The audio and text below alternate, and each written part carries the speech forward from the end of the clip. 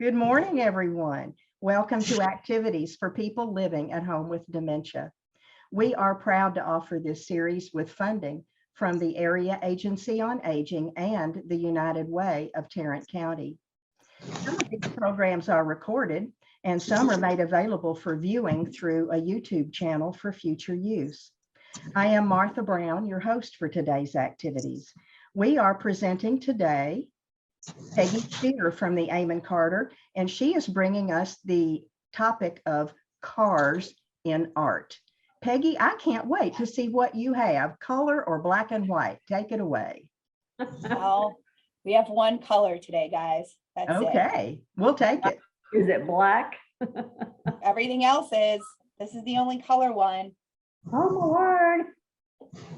Okay, so the title is written across the top of the halftone, but what is this?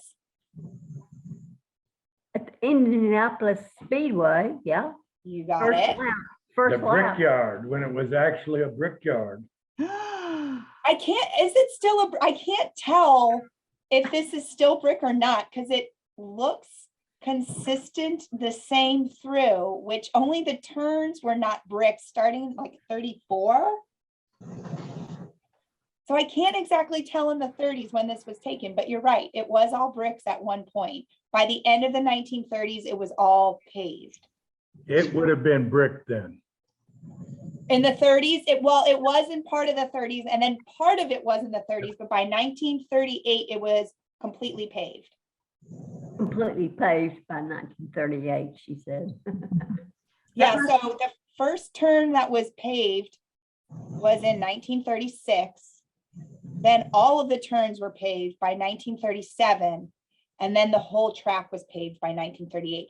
As cars started getting faster, the bricks proved they were not safe. Ooh, would they fly up?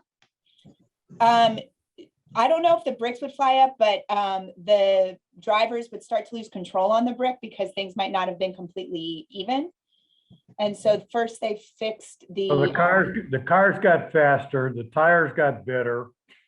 So I don't remember exactly when they paved it over with asphalt, but they paved everything but I think 3 feet that they left in bricks. Is it still that way today? Mm-hmm. Yeah, so it's totally paved today. I mean, imagine the race cars now driving on bricks. That would not end well for the fans or the drivers. Yeah. So yeah, so this was taken, we don't know when exactly this photograph was taken, but it was taken in the 1930s. 30s, yeah. And it was used, this postcard was used for a while because there are postcards you can find that is this exact postcard, and it was postmarked in the 1940s. So it was used, this whatever sale, this exact postcard was used for a while. Have any of you ever been to the Indianapolis, the Indy 500? Have we been at the Indianapolis 500? I have, yes. Oh, you have? How fun. Were you infield? Were you in the What seat? now? What was the question? Has anyone been to the race? And if so, were you on the infield or were you sitting in the grandstand? Oh, were you sitting in the grandstand or where? I actually was in the grandstand. Yes. Oh my word. Very cool. So Yeah. cool. That was many years ago. What were you doing in the infield, Phil? What were you doing in the infield? At the time, I was going to school at Indiana University in Bloomington. Oh, cool. And, we decided to go up there. I got in trouble. There were 2 pretty famous drivers there when I was there, A.J. Foyt and Roger Ward. And the weekend after the race, we went to dinner at a place called the Lemon Tree in Indianapolis. And A.J. Foyt happened to be in there. Oh my word. And those two had a really terrific rivalry. I mean, they almost came to blows on more than one occasion. Oh, wow. And so being a little bit stupid, I decided to have some fun with AJ Foyt. And I went up to his table and I said, "Hello, Mr. Ward, how are you?" I said, "I really enjoyed watching you race." He said, "My name is not Ward." And I said, "Oh, you can't fool me. I know you. You're Roger Ward, famous Indianapolis 500 driver." He reached up and grabbed my necktie, pulled it down on the table, picked up a steak knife, and he said, "My name's not Roger Ward." And I said, "It's okay, Mr. Foyt. I was just trying to have some fun." Oh my goodness. And he let go, and And that was the end. I went back to my friends. That was the end of it. Oh, how funny. I know. Oh, Phil, Yeah. you grew up a lot that day, didn't you? You grew up a lot that day. You know when to walk away. Oh, that's such a cute story. I love that. Yeah. Phil, what were you, 19 or 20? What age were you at that time? At that time, I was probably, let's see, I guess I was 22 or 23. Yeah. Mhm. I was old enough to know better, young enough to try. I was gonna say, but young enough to still do it. Got a little vinegar in there, huh? Yeah. Oh, my goodness. I know. I'm noticing in the picture, Peggy, that some of these cars look like little Matchbox cars, and Mhm. some look like they're stock. Was there not a consistency of the race then, or I did couldn't find anything about the variety of cars. I think it was just who was able to get the better technology at the time. Mhm. The front car is the pace car. Pace car, yeah. It's Oh, always the stock car. The thank yellow you. one, the yellow one. That basically sets the pace for the first lap. Oh. Thank you, Steve. Yeah, and then you can see there are different, even within the race cars, different shapes. But yeah, this car in the front is not racing, no. Oh, he's not racing. Okay. No, no. Gotcha. Huh. And then the Indy 500, I didn't realize this, it happens in May. And so May 29th is the race this year. So Oh, set really? set your DVRs or whatever reminders you have on your TV. And then I think this weekend there's a big race up in the motorway. Like Blake Shelton's putting on a concert, and there's a big race happening like right outside the Metroplex area. So if you can't make it to Indy, you can make it to the race this weekend. But the here you're not really seeing any of where you see some spectators lining on the side, but the actual speedway is the largest, can hold the most spectators for a sporting event. So the infield can hold up to 400,000 people, which would be what we're seeing to the right.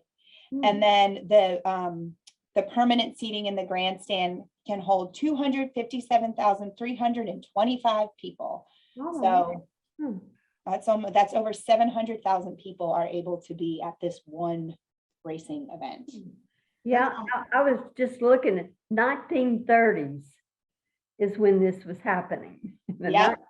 1930s. I wasn't even, I don't know what I was doing in 1930. I don't know. You were a twinkle in your parents' eye then. That's it. But yeah, and so this the construction for this raceway or speedway started in March of 1909 and it finished by August of 1909, which to me just seems wildly fast for that time for Yeah. a creation. And so then but you know, as Phil pointed out, as car technology started getting better, the track had to change with the race. And so asphalt and things like that were also, technology was getting better as well. So it's been an evolution, but here we are almost over 100 years later and we're still having this race. Wow. Pretty amazing. Yeah, the first Indy 500 was in 1911. So it's been going strong. All right, well, this is, oh, go ahead. Did you want to say something, Paulette? Philip does. Philip, what was you going to say? They completed covering it with asphalt except for the 3 feet at the finish line in 1961. Oh, dang. So that brick, that 3 feet of brick stayed for a long time. It's stayed for a long time, yeah. Because in the 30s, it sounded like there were a lot of situations in the 30s with the turns and the brick. So, all right, we are leaving the speedway. Okay. We're not leaving our race cars yet. So here is this is not an etching, this is a lithograph. I forgot to change it. But this was made at the Tamarind, the Tamarind studio. We've talked about the Tamarind studio before, the lithography workshop based in LA. So this particular artist, Peter Phillips, he's actually a British artist. He was based in London and he's still alive today, I believe, and still making art. But this was one of the prints he made while at Tamarind. So tell me, what do you see here? We're supposed to tell you what we see here? Yes. Well, Well, it's kind of like a collage or like a montage of things. We see here a race car driver. yeah, He's got his goggles and helmet on. We see the Yeah. front of a race car. yeah. We see the speedometer, his dash. And then coils, I'm assuming that would be under the hood of the car. And then I can't quite tell what this is. I don't know if it's like the racetrack. I don't really know what exactly we're seeing here. Yeah. That looks like some sort of a combustion something that drips down and then goes into maybe a heating element. Yeah, yeah. I have no idea. To me, okay, so I think it's two different things. This, Okay. I think what we're seeing here If I is didn't- black. If I Yes, didn't know better, I'd think somebody was building a still. Yes, yes. Yeah, I can see what you're saying. But So it doesn't have much to do with the car other than you don't want to put alcohol in an engine. No, No, no, I I don't know. think we're seeing some of that overlapping montage effect. I think right here, this is actually the course of a racetrack.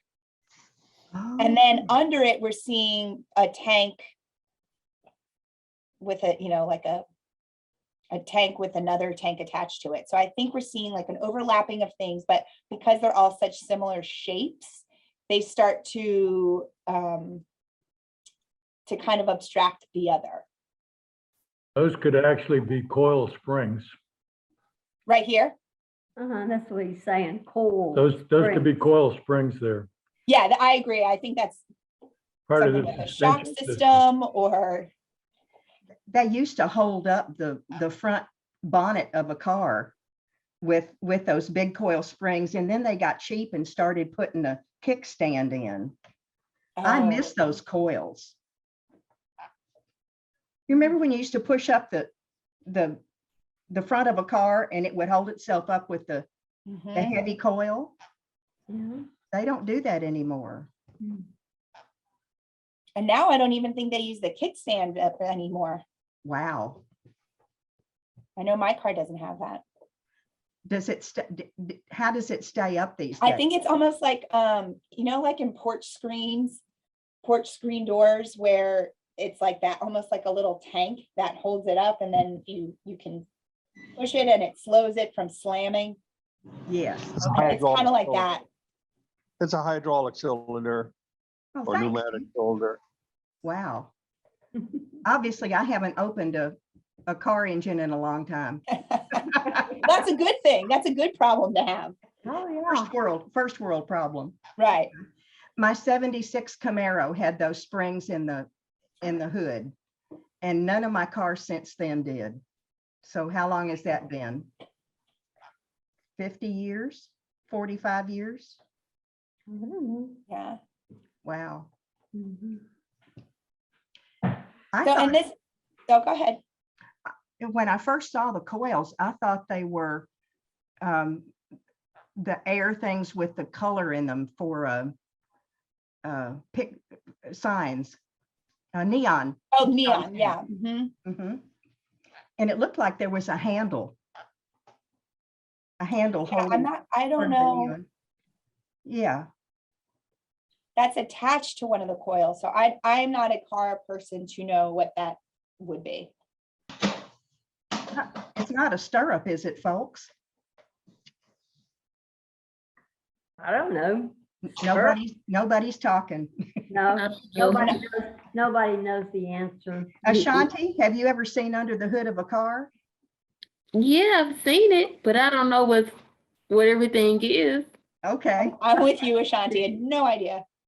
Right.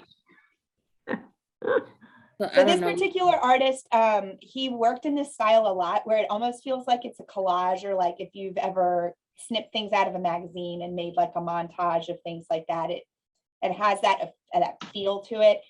He did this in this type of collaging in a number of mediums: oil on canvas, not etchings, collages, sculptures, architecture. So he did this in a number of mediums, but the lithography, not etching, lithography really was what the focus was at the Tamarind. And he was a pop artist. He was working at the same time as Andy Warhol, as who else? Andy Warhol, Roy Lichtenstein. So there, that zigzaggy black and white is very true, you know, that very graphic feel that pop art has, maintained through his lithography works as well. And he studied he was a graphic designer and technical draftsman before he shifted into creating art. So you can see some of the talent he might have learned when studying the graphic design and things like that. Yes. Reminds me of ZZ Top, although there's nothing about it that is, other than the background.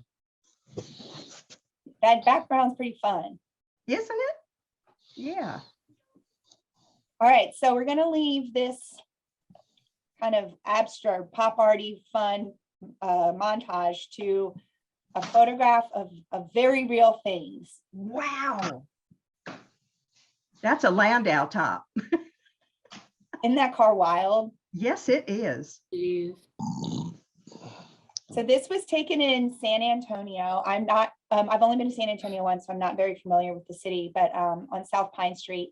This particular artist spent a lot of time in San Antonio with the purpose of photographing the architecture and the kind of the feel of the city, because things were changing so quickly and he wanted to make sure people did not forget what San Antonio was really like before it was started going very modern. And it was less about the people of the city. So he has 2 books that were created as a result of these photographs. So not all of them have people in it. This particular one does. And I think they're a nice addition to the photograph. Oh, yes, the little pride. Mm-hmm. Whether it was theirs or not, they were showing pride. For sure. Yeah, so they're standing in front of what is a very souped up car. And it looks like it has airbrushed on it, Music and World.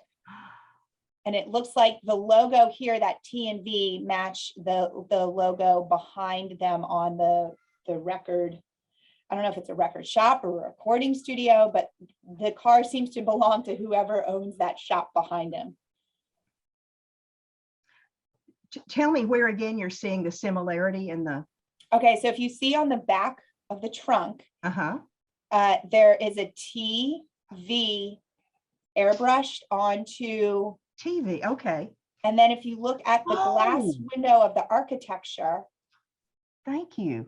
It looks sort of like it's on a globe. And here we've got what looks like the United States and maybe Africa. I don't really know what country or continent that might be. Boy, you've got good eyes, Peggy. They don't pay me the big bucks to look at these things. For nothing. But that's really some Landau top. They went all out on that. Didn't they? So Yeah. It looks like these might be lights. And if this is so music is part of their title or part of what is identified on this car. I bet you they had some really killer speakers in this car. Mm-hmm. You might hear them come in, and look, they have big horns at the front. You might be able to see. Uh-huh. So you could hear this car coming from a mile away, and then when it was there, you did not miss it. You saw that baby. It's almost sad that we don't know where to find it. Is this car still around, and Man, is it in a junkyard somewhere? I That's know, really- I know. And it has a vanity plate too. It says M World. So I'm guessing Music World. So this person's car was committed to Music World. It had to have huge speakers. Totally. They probably took up the whole back seat. Yeah. We can't quite, these windows are like, so it almost looks like it's puffy. Yes. Oh, they had to put, yes. And then the antennas on it too. See, was that during the age of CBs? It's 76, so before CDs. The CDs, I think CDs were in the mid 80s. I knew about them in the 60s. Compact discs. No. CB radio. Thank you, CD radio. Oh, CD radio. Oh, I was thinking because of the music record No. behind. And I didn't enunciate. Yes, but that's some car. Pretty cool. Yeah. So I think, while it's not architecture, this was something that was for sure part of one of those cars, I'm sure in San Antonio, that everyone probably knew that car when it drove by. It was like a staple in the city. I mean, because think of towns or places where you grew up, there were certain cars that you're like, oh, I saw that car again today. That was like totally decked out. Bet you that was that car in San Antonio. And so this particular photographer, he received a National Endowment of Humanities. He received a grant to take photographs of San Antonio. He ended up producing, hey Yada, hey Hans. Hi. Hello. He ended up producing or publishing 2 books that focused on the art and or the architecture and personality of San Antonio. This particular photograph appeared in the second book, and the second book was more about the second book he used a different camera than he used for the first one. So that's how the book was divided. And then he used these photographs to get into his art program at RISD, and this is ultimately what got him accepted into the program. Oh my goodness. Speaking of cameras, yesterday we had a show of old to new cameras from the Museum of Science and History. Oh, cool. Yeah. Oh, that's a treat. Yeah. So you talking about different cameras and different books means more today than it did yesterday Oh, cool. to our group. So he was using a 4x5 camera, and the first book he was using a 35mm camera. So this camera was way more obvious than a 35mm. All right, so Wow. we're going to leave San Antonio, and I'm taking you now to Arizona.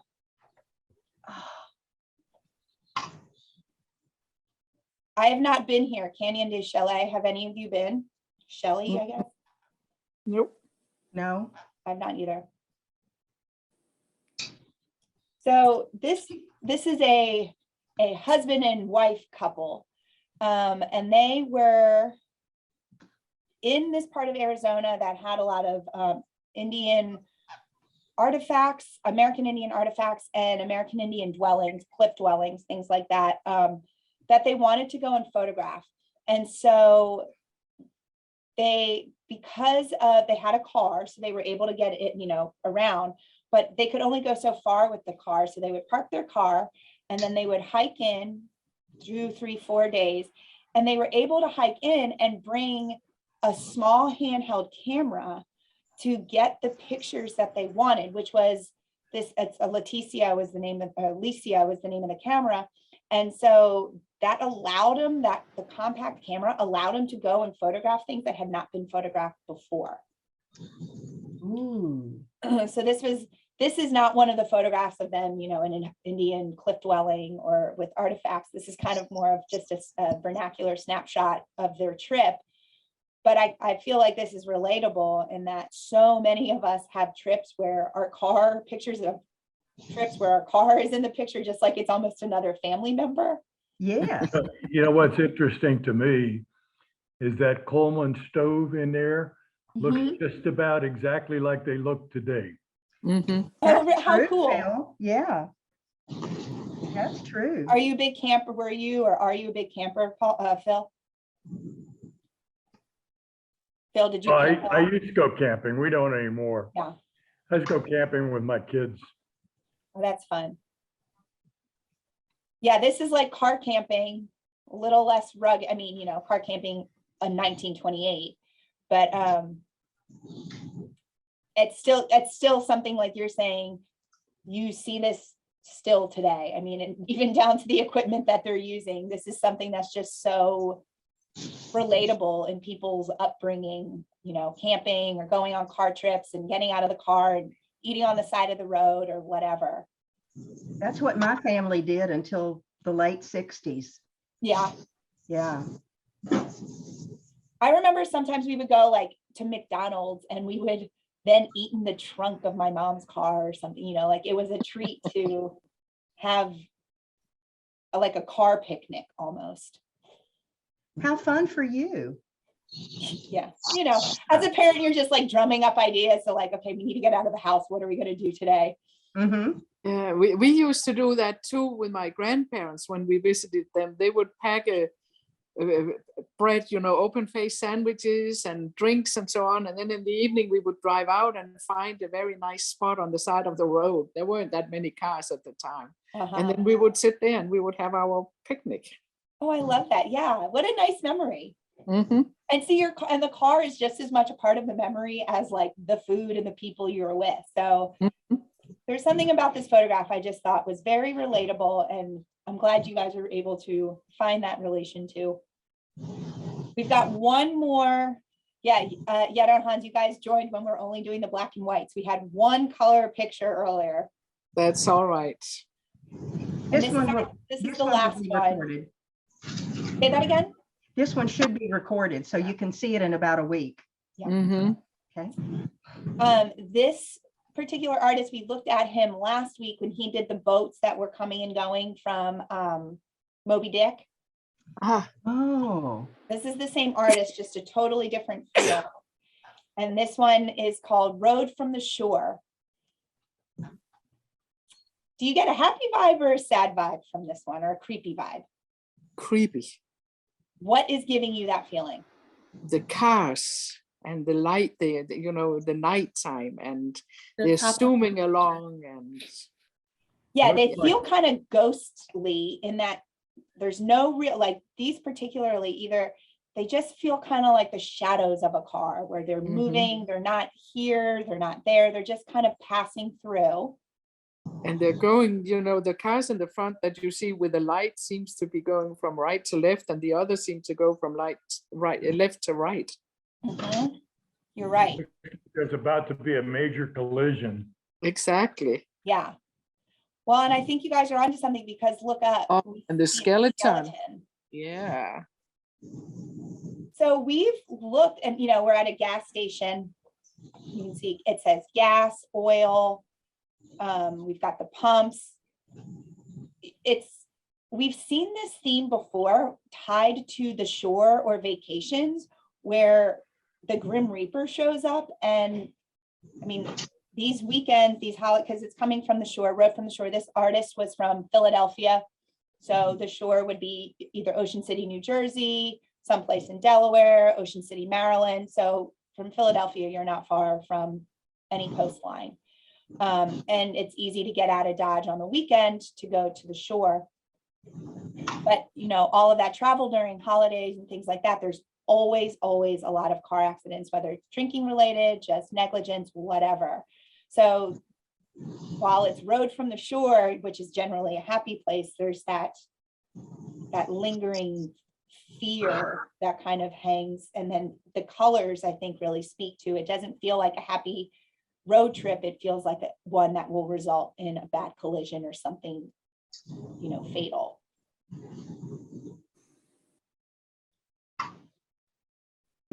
The skeleton's waiting to pick someone up. Mhm. Mhm.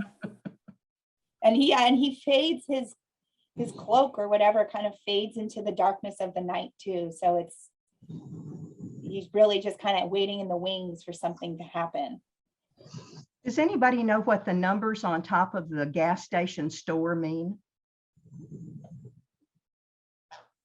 I could not find anything on this artwork. So no, I do not know anything art historically about the numbers. 19.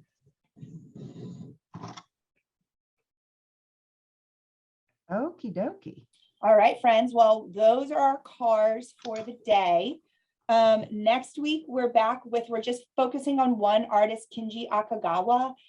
We have an exhibition of his up right now. He was both a artist and a printer. So we're going to look at, we've talked about the importance of printing in the past. So we're going to look at things he's made, but things he's helped print as well. So there will be color, but there will also be a lot of black and white in this as well. Be warned. Okay. Okay. All right, Thank you. all right, y'all have a good rest Bye. of your week. You too, Thank you, Miss you Peggy. too. Thank you. Okay, See ya. Dee, thank you. Bye. What a treat from Miss Peggy. Well, let's take a look at what's coming up and then we'll go to Fifth Street Cafe. Here we go. There's Cars with Peggy. And then at 11:30, we have the musician Graham Jones, who will be with us today. And at 1:30, we have Nia Moving to Heal with Miss Emily. Tomorrow is equally interesting in that it is bingo all day long. Bingo, bingo, bingo. So if you want to play bingo, tomorrow's your day.